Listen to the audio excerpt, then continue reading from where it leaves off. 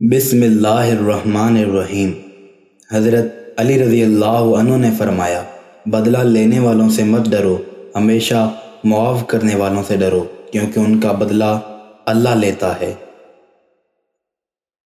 حضرت علی رضی اللہ عنہ نے فرمایا، جو شخص تمہارے خون میں سے نہ ہو پھر بھی تمہیں عزت دے اور پیار دے، بے شک وہ تمہارے لیے ایک بہترین رشتہ ہے۔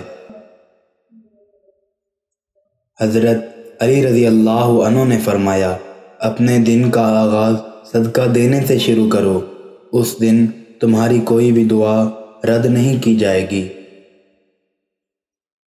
حضرت علی رضی اللہ عنہ نے فرمایا، اللہ کے ڈر سے ایک گناہ چھوڑنا لاکھ تہجد اور نوافل سے بہتر ہے۔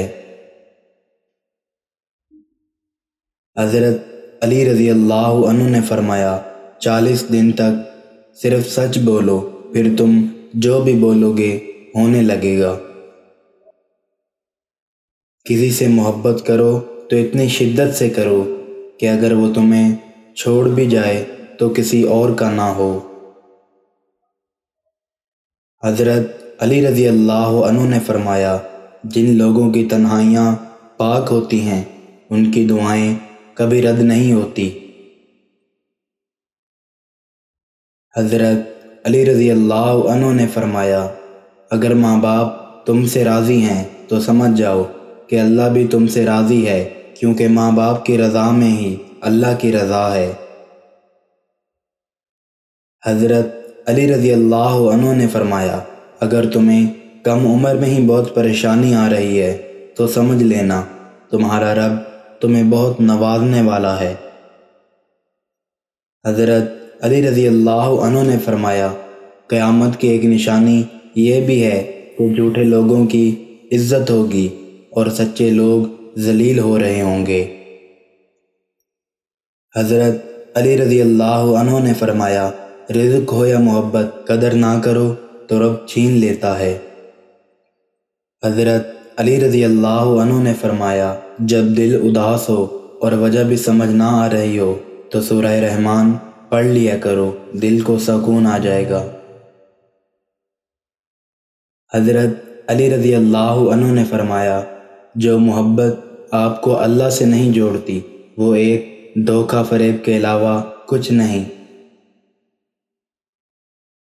حضرت علی رضی اللہ عنہ نے فرمایا، جو 100 بار روزانہ یا سمیع پڑھے گا اور اس دوران گفتگو نہ کرے اور پڑھ کر دعا مانگے تو جو مانگے گا وہ پائے گا۔ حضرت علی رضی اللہ عنہ نے فرمایا، جو شخص بے بسی کے وقت 5 بار یا ربنا کہے، اللہ پاک سے جو مانگتا ہے وہ عطا کرتا ہے۔ حضرت علی رضی اللہ عنہ نے فرمایا، اللہ کے لیے وقت نکالو اور وقت پر نماز ادا کرو، اللہ تمہاری زندگی سے برا وقت نکال دے گا۔